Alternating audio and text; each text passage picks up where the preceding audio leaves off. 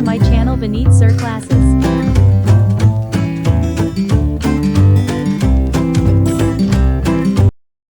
बेटा आज जो हम टॉपिक डिस्कस करेंगे वो है डिफरेंशियल इक्वेशन।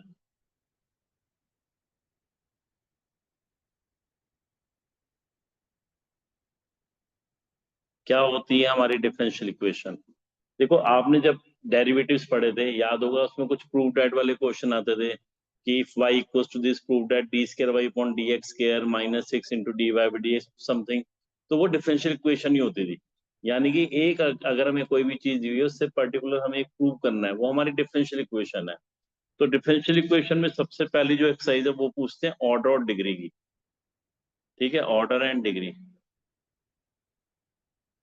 अब ऑर्डर एंड डिग्री निकालने के लिए ना तीन टेक्निक्स होती हैं, तीन मेथड होते हैं जिनसे हम ऑर्डर डिग्री को फाइंड आउट कर सकते हैं। पहले फर्स्ट, जैसे आपको दिया हुआ है कोई भी differential equation d square y upon d x square की power 3 plus d y by d x की power 4 plus y equals to 0।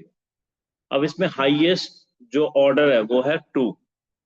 तो ऑर्डर तो हो जाएगा, इसमें जो हाईएस्ट ऑर्डर है वो हो जाएगा 2 और इसी की जो पावर है वो डिग्री हो जाएगी, तो डिग्री हो जाएगी 3। तो हाईएस्ट ऑर्डर 2 और इसकी जो पावर है that is known as degree. तो फर्स्ट तो ये हो गया। सेकेंड इक्वेशन है, अगर आपको ये दिया हुआ है d square y upon d x square की power 3 plus sine into d y by d x plus y equals to 0।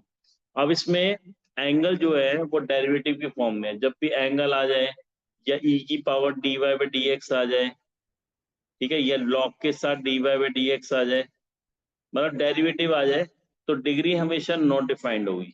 Degree को हम बोलेंगे नॉट डिफाइंड। ऑर्डर तो निकल जाएगा, ऑर्डर तो अभी भी हम देखेंगे मैक्सिमम ऑर्डर कितना है हमारा 2, तो ऑर्डर तो 2 हो जाएगा, बट डिग्री को हम लिखेंगे नॉट डिफाइंड। ठीक है। तीसरा मेथड होता है to remove radical signs. To remove radical signs, radical signs का मतलब होता है कि अगर कहीं पे स्क्वायर रूट है, क्यूब रूट है, उसको पहले हटाना है। जैसे कि मान लीजिए आपके पास ये दिया हुआ है 1 plus d y by d x का होल स्क्वायर रूट के अंदर, साथ में दिया हुआ है d square y upon d x square की पावर 3। अब यहाँ पर एक तरफ तो हमारा स्क्वायर रूट है, तो हम क्या करेंगे, स्क्वायर रूट को हटाएंगे। कैसे हटाएंगे? स्केयरिंग बोथ साइड्स करके। जब स्केयरिंग करेंगे तो यहाँ से हमारा रूट हट जाएगा, तो हमारे पास क्या इक्वेशन बन के आ जाएगी, 1 plus d y by d x का होल स्क्वायर। और यहाँ पे जब हम स्केयरिंग करेंगे राइट हैंड साइड पे, तो हमारे पास पावर में 6 आ जाएगी। ठीक है, तो ऑर्डर हो गया 2 और डिग्री होगी 6। ठीक है, तो ये तीन टाइप के क्वेश्चंस होते हैं। पहला, डायरेक्ट इक्वेशन की वन होगी, ऑर्डर डिग्री पहचाननी है। सेकंड में आपको ऑर्डर तो पता लग जाएगा, लेकिन कोई ट्रिग्नोमेट्री के साथ एंगल में d y by d x आ जाए, लॉग के साथ d y by d x आ जाए, ई की पावर में d y by d x आ जाए, कोई फंक्शन के साथ अगर उसका एंगल जो है वो डेरिवेटिव के फॉर्म में है, तो डिग्री नॉट डिफाइंड होगी। तीसरा मेथड होता है टू रिमूव रेडिकल साइंस। अगर एक तरफ स्क्वायर रूट है या क्यूब रूट है, तो first you have to remove. ठीक है, तो आपको ये तीन मेथड होते हैं ऑर्डर और डिग्री निकालने के लिए। हर्षिता बेटा समझ में आया ये तीनों? Yes sir. अब देखो नेक्स्ट, अब डिफरेंशियल इक्वेशन को सॉल्व करने के तीन मेथड होते हैं, मेथड भी तीन होते हैं। ठीक है, कोई भी डिफरेंशियल इक्वेशन आती है उसके तीन मेथड होते हैं, मेथड्स टू सॉल्व। अब देखो कैसे पता लगेगा कौन सा मेथड लगेगा। सबसे पहले हमें चेक करना होता है होमोजीनियस। अब होमोजीनियस इक्वेशंस कैसे पता लगती हैं? ठीक है, दो तीन मैं पहले एग्जांपल बताता हूं। जैसे मैं मान लो ये इक्वेशन दी हुई है x square plus x y into d y plus y square into d x equal to 0। अब हम इसमें पावर को देखेंगे, जैसे x की पावर 2 है, x और y की पावर 1 1 है, इनको ऐड करके देखना, 1 प्लस 1 कितना हो गया 2, y की पावर भी 2 है, सबकी पावर सेम आ रही है, तो it is a homogeneous equation. सबकी पावर सेम आ रही है ना, चाहे अगर मल्टीप्लाई हो रही है तो उनको प्लस करके देखना, तो उसको बोलते हैं होमोजीनियस इक्वेशन। दूसरी पहचान होती है अगर तुम्हारा कोई भी एंगल आ जाए y/x या फिर x/y की फॉर्म में, तो भी ये होमोजीनियस की पहचान है। ठीक है, या e की पावर x/y आ जाए या e की पावर y/x आ जाए, तो it means it is example of homogeneous equation. अब होमोजीनियस इक्वेशन के सॉल्व कैसे करते हैं, इसमें स्टेप्स होते हैं। पहला स्टेप क्या होता है, let y equals to zx, y को zx मानेंगे, और dy बाई dx को हम क्या करेंगे, प्रोडक्ट रूल से निकालेंगे तो ये रिप्लेस कर देंगे। लेकिन कई बार हम y की जगह zx की जगह हम x को zy मानते हैं। ये तब मानते हैं जब x/y दिया हो, x को zy मानेंगे और dx बाई dy की वैल्यू प्रोडक्ट रूल से हम ये पुट करेंगे z plus y into d z by d y. ये दो मेथड होते हैं। अब इसका मैं एक क्वेश्चन भी बताऊंगा करके कि होमोजीनियस को इक्वेशन को सॉल्व कैसे करते हैं। ठीक है, इसमें देखता हूँ पेपर में आया। ठीक है, ये होमोजीनियस की पहचान है। अगर आपको एंगल दिखे,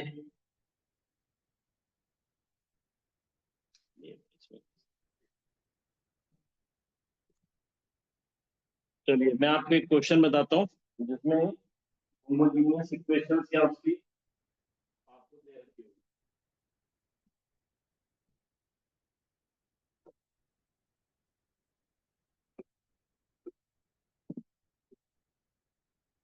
ठीक है, तो पहले हम होमोजीनियस का क्वेश्चन करते हैं।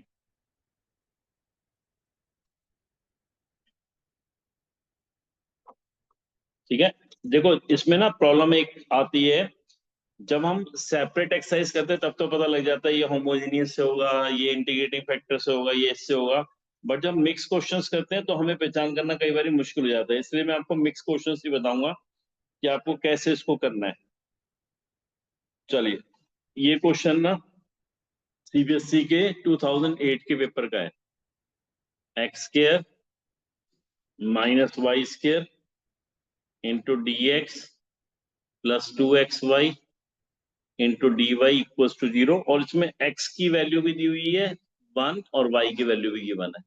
तो इसको बोलते हैं पर्टिकुलर सॉल्यूशन। तो आपको क्वेश्चन आता है find the particular solution of this differential equation, और अगर x और y की वैल्यू गिवन नहीं होगी तो वो बोलेंगे फाइंड द जनरल सॉल्यूशन। अब आप सबसे पहले क्या करेंगे, इसमें पहचान करेंगे वेदर इट इज होमोजीनियस और नॉट। पावर देखिए 2 2 1 प्लस 1 2, सारी 2 दी हुई है, तो इट इज होमोजीनियस इक्वेशन।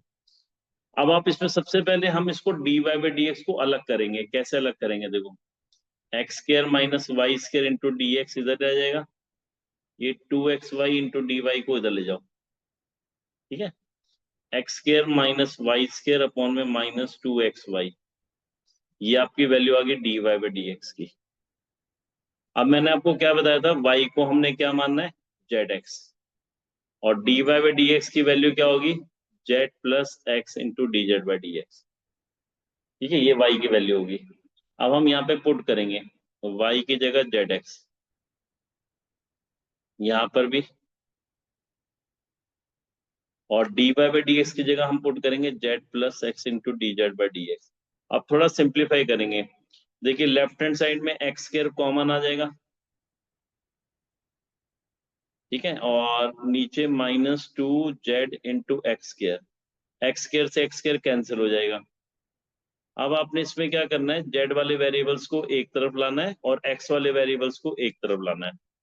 तो कैसे लेके आएंगे, पहले z वाले वेरिएबल्स को मैं एक तरफ ले आता हूँ, इससे माइनस साइन को हम ऊपर कॉमन ले लेते हैं, जेड स्क्र माइनस 1/2z हो जाएगा। अब z को मैं इधर ले आता हूँ।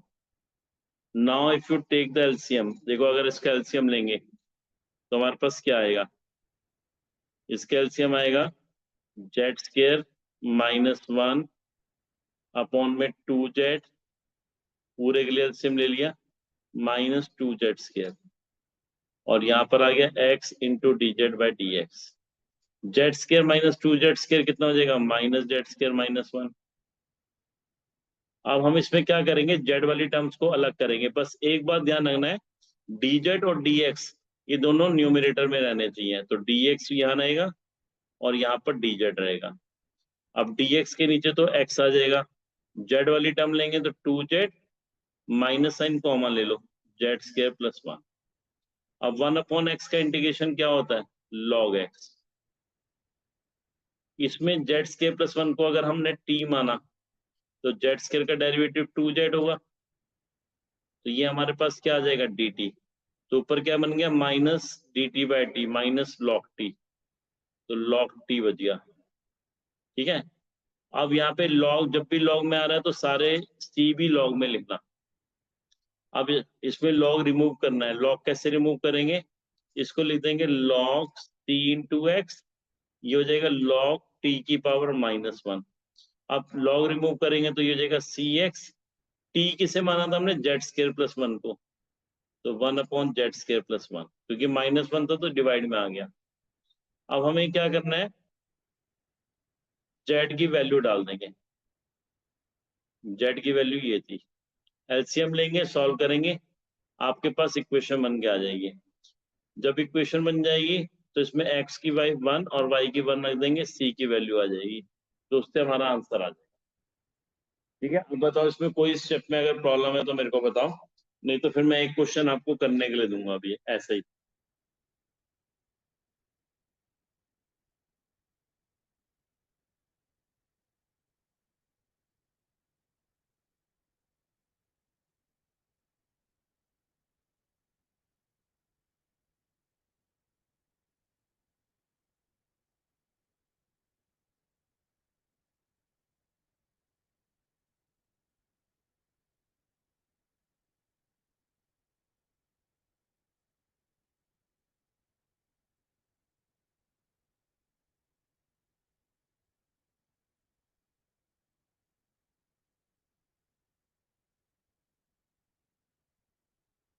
ठीक है, समझ में आ गया बेटा।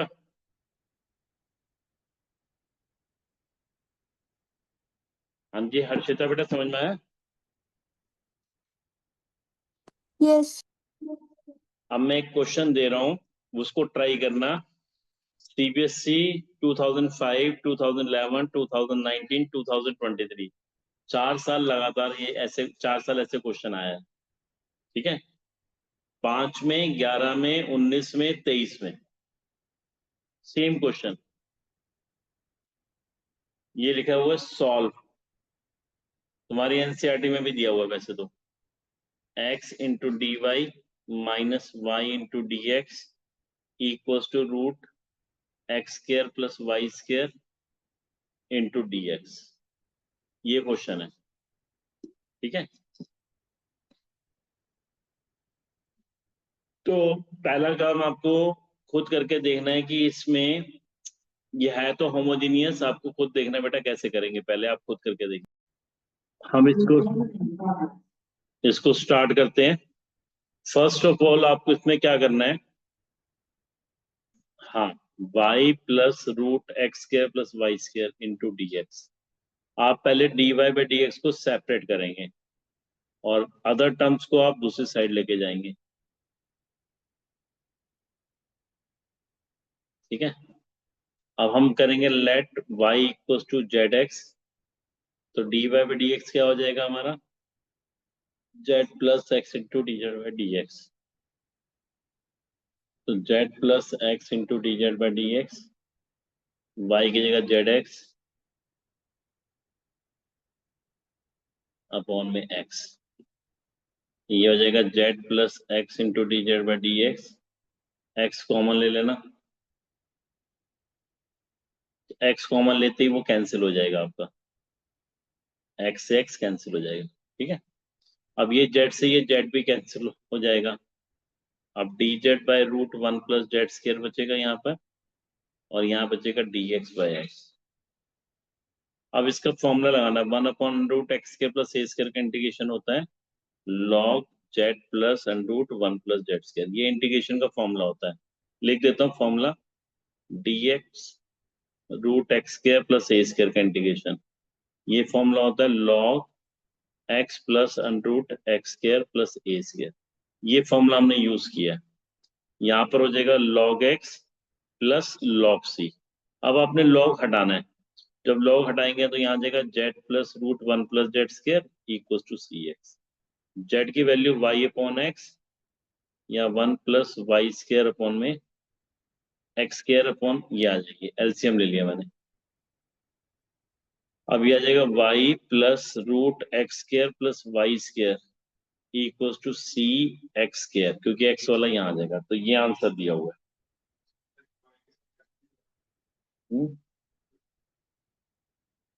ठीक है, ये आंसर आएगा।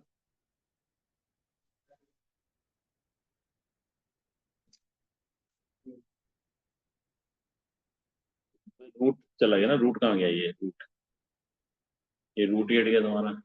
ये रूट कहाँ दिया? सारा रूट की वजह से तो हुआ। ठीक है बेटा, ये क्लियर हो गया? हाँ जी हर्षिता बेटा, समझ में आया? Yes. अब दूसरा, अगर ये होमोजीनियस नहीं होती फिर आपने चेक क्या करना है? दूसरा होता है मेथड इंटीग्रेटिंग फैक्टर। ठीक है, सेकंड मेथड होता है आपको इंटीग्रेटिंग फैक्टर। इंटीग्रेटिंग फैक्टर में क्या होता है मैं आपको बता देता हूं। या तो आपकी इक्वेशन इस फॉर्म में होगी dy by d x plus p y equals to q, या फिर इस फॉर्म में होगी dx by d y plus p x equals to q. तो इसमें हमें एक इंटीग्रेटिंग फैक्टर निकालना होता है। इंटीग्रेटिंग फैक्टर निकालने के लिए हम क्या करेंगे? e की पावर p का इंटीग्रेशन करेंगे। इसमें e की पावर p का इंटीग्रेशन करेंगे, लेकिन विद रिस्पेक्ट टू y करेंगे। फिर इसमें इक्वेशन जो फॉर्म होती है ना, डिफरेंशियल इक्वेशन, वो होती है y into integrating factor q into integrating factor into d x. इसके अंदर जो इक्वेशन फॉर्म होगी x into integrating factor q into integrating factor into d y. ये हमारी दो टाइप की इक्वेशंस होती हैं।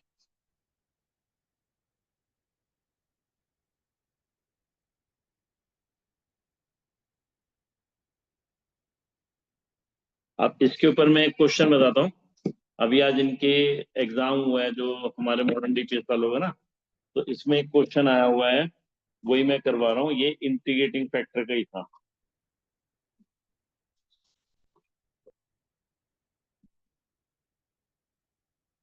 देखो,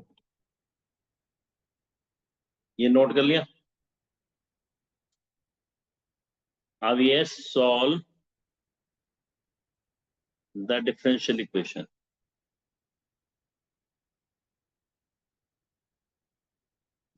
क्वेश्चन है x into d y by d x plus y x cos x plus sine x, और y की वैल्यू गिवन है 1, x की वैल्यू पाई बाय 2। ठीक है, अब सबसे पहले हमें ये तो नजर आ गई होमोजीनियस नहीं है, क्योंकि x y या x cos x आ गया। तो अब हमारे पास सेकंड बचा, हम इसको इस फॉर्म में चेंज कर सकते हैं? कर सकते हैं। इसको मैं x से डिवाइड कर लेता हूँ। 1 अपॉन एक्स इंटू वाई, यहाँ x से डिवाइड करेंगे cos x plus sine x upon में x। अब इसमें p की वैल्यू क्या हो जाएगी? 1 अपॉन एक्स। q की वैल्यू हो जाएगी cos x plus sine x upon में x। अब सबसे पहला काम होता है इंटीग्रेटिंग फैक्टर निकालना। 1 अपॉन एक्स का इंटीग्रेशन बताओ क्या होता है? Log x. अगर e की पावर में log आ जाता है तो वो हट जाता है, खाली x रह जाएगा, ये ध्यान रखना। मतलब ये प्रॉपर्टी मैं लिख रहा हूं कि e की पावर में log x आ जाएगा तो वो x ही हो जाएगा। अब हमारी इक्वेशन बनेगी। इक्वेशन कैसे बनती थी? y into integrating factor integration of q plus q into integrating factor. अगर मैं इसको मल्टीप्लाई कर लूं तो ये आ जाएगा x cos x plus sine x. अब x cos x को तुम बाय पार्ट्स खोलना। x cos x को बाय पार्ट, साइन x को खोलने की जरूरत नहीं पड़ेगी, x cos x को खोलना। तो फर्स्ट फंक्शन हम x ले लेते हैं, सेकंड फंक्शन ये। तो first function x cos x का इंटीग्रेशन क्या होता है? साइन x माइनस x का डेरिवेटिव कितना होगा? 1।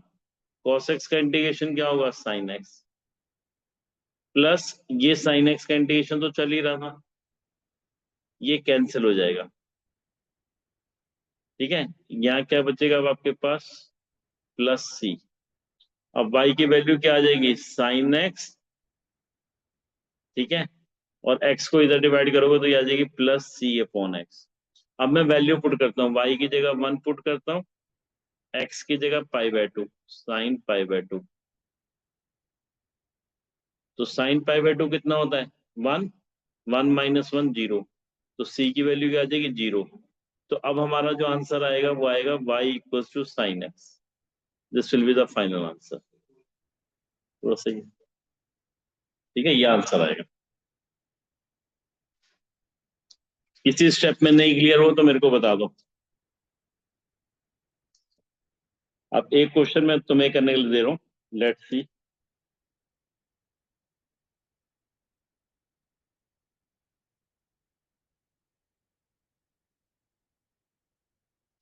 Solve the differential equation